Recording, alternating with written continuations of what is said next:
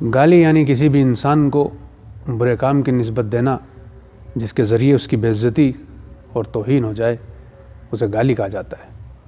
یا کسی انسان کو کسی ایسے ناموں سے بلانا کہ جس سماج میں اور معاشرے میں توہین سمجھا جاتا ہے، یہ بھی گالی کہلاتی ہے۔ جیسے کہ جب آپ کسی کو آواز دیں، کسی کو بلائیں تو آپ اسے بیل کہہ کر کے بلائیں، تو چونکہ جب آپ کسی کو بیل کہہ کر کے بلائیں گے تو اس کو توہین سمجھا جائے گا، لہٰذا جب توہین سمجھا جائے گا تو یہ گالی کہلائے گی۔ اور گالی دینا گناہ کبیرہ ہے، یعنی بڑا گناہ ہے، اور اسلام اس کو پسند نہیں کرتا۔ گالی کے بہت سے نقصانات ہیں، اور سب سے بڑا نقصان گالی دینے کا یہ ہے جب انسان گالی دیتا ہے تو وقت کے امام سے دور ہو جاتا ہے۔ حضرت امام جعفر صادق علیہ الصلاۃ والسلام کا زمانہ ہے۔ آپ کا ایک خاص صحابی ہے جو ہمیشہ آپ کے ساتھ، آپ جہاں پر بھی جاتے آپ کے ساتھ ساتھ رہتا ہے، کبھی آپ سے الگ نہیں ہوتا۔ ایک مرتبہ چھٹے امام کہیں پر سفر کر رہے تھے تو آپ کا چاہنے والا صحابی آپ کے ساتھ ساتھ ہو لیا، اور اس صحابی نے اپنے غلام کو اپنے ساتھ لیا۔ جب یہ صحابی امام کے ساتھ چلنے لگا تو اس نے پلٹ کر کے دیکھا کہ اس کا غلام اس کے ساتھ نہیں ہے، اس کو اس کا غلام نظر نہیں آ رہا ہے۔ اس نے 3 مرتبہ پلٹ کر کے دیکھا لیکن اس کو اس کا غلام نظر نہیں آیا۔ چوتھی مرتبہ جب اس نے تلاش کیا، جب اس نے ڈھونڈا تو اس نے اپنے غلام کو دیکھا کہ فلاں جگہ پر کھڑا ہوا ہے۔ یہ اپنے غلام کے پاس گیا اور جانے کے بعد اس صحابی نے غلام سے کہا، اے زانیہ عورت کے بیٹے کہاں تھا تو؟ اے حرام زادے کہاں رہ گیا تھا تو؟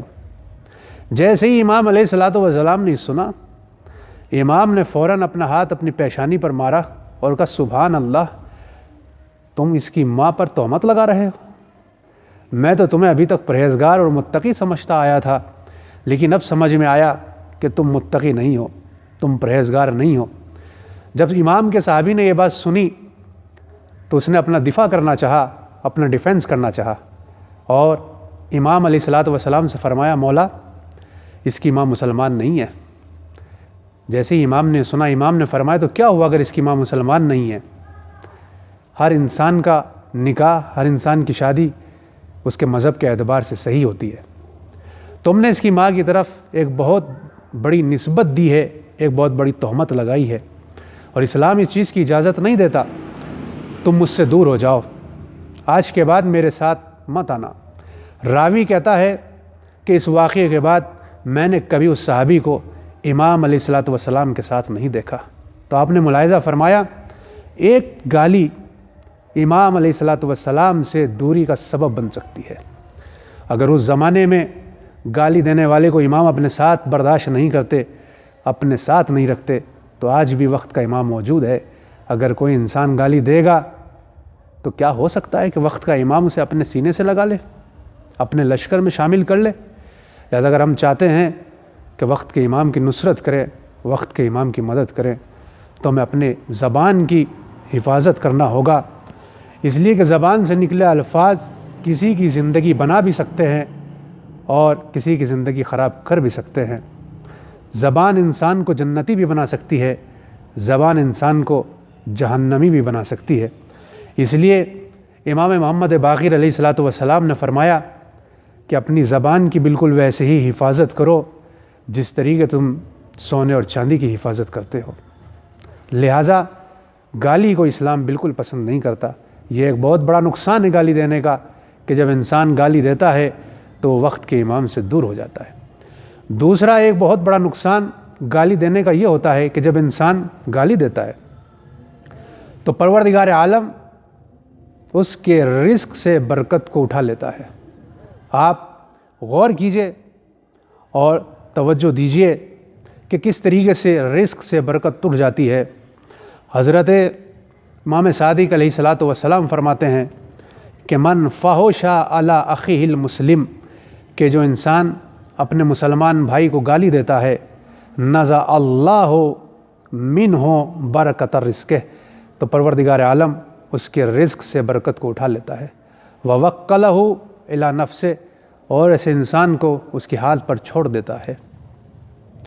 وافسد علیہ معیشہ، اور اس کے اکنامک کو اور اس کی مالی حالت کو پروردگار عالم تباہ اور برباد کر دیتا ہے، خراب کر دیتا ہے۔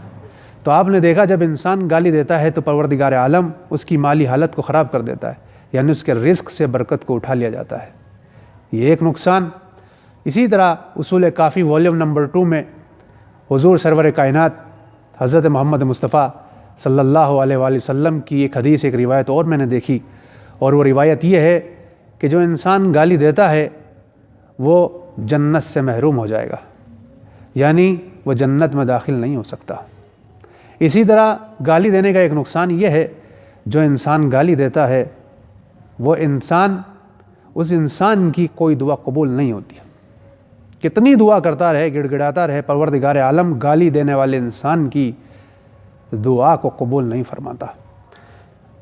بنی اسرائیل کا ایک شخص 3 سال سے کنٹینیو پروردگار عالم کی بارگاہ میں دعا کر رہا ہے۔ کس چیز کی دعا کر رہا ہے؟ پروردگار عالم مجھے اولاد عطا فرما دے۔ یہ بے اولاد تھا، اولاد کی دعا مانگ رہا ہے پروردگار سے، پروردگار مجھے اولاد عطا فرما، لیکن اس کی دعا قبول نہیں ہوئی، اس کو پروردگار عالم نے اولاد عطا نہیں فرمائی۔ لیکن جب اس انسان نے گالی کو چھوڑ دیا اور پھر اس نے پروردگار عالم کی بارگاہ میں اولاد کے لیے دعا مانگا، تو پروردگار عالم نے اس کی دعا کو قبول فرمایا اور اولاد جیسی نعمت سے اس کو سرفراز فرمایا اور اولاد جیسی نعمت اس کو عطا فرمائی۔ تو آپ نے ملاحظہ فرمایا کہ جو انسان گالی دیتا ہے وہ وقت کے امام سے دور ہو جاتا ہے، جو انسان گالی دیتا ہے اس کے رزق سے برکت کو اٹھا لیا جاتا ہے، جو انسان گالی دیتا ہے اس کی دعا قبول نہیں ہوتی ہے، اور جو انسان گالی دیتا ہے اس کا ایک نقصان یہ بھی ہے کہ اس کے دشمن زیادہ ہوتے ہیں اور دوست کم ہوتے ہیں۔ لوگ اسے نفرت کرنے لگتے ہیں کہ یہ انسان تو گالیاں بکتا ہے، اس انسان کی زبان صحیح نہیں ہے، اس سے لوگ اپنے آپ کو بچانے کی کوشش کرتے ہیں۔ عزیزوں اور نوجوان ساتھیوں، گالی دینا اس کو نہ وقت کا امام پسند فرماتا ہے، نہ اہل بیت علیہ الصلوۃ والسلام پسند فرماتے ہیں، نہ خداوند عالم پسند فرماتا ہے۔ اب مسئلہ یہ ہے کہ اگر کسی انسان کو گالی دینے کی عادت پڑ گئی اور وہ گالی دیتا ہے اس سے نجات حاصل کرنا چاہتا ہے، اتنی بری عادت سے چھٹکارا حاصل کرنا چاہتا ہے، تو وہ کیا کرے؟ علماء نے اس کے بہت سے طریقہ کار بتائے ہیں، بہت سے طریقے بیان فرمائے ہیں کہ اگر کسی انسان کی عادت ہو گئی کہ وہ گالی دیتا ہے تو اگر اس بری عادت سے چھٹکارا چاہتا ہے تو وہ کیا کرے؟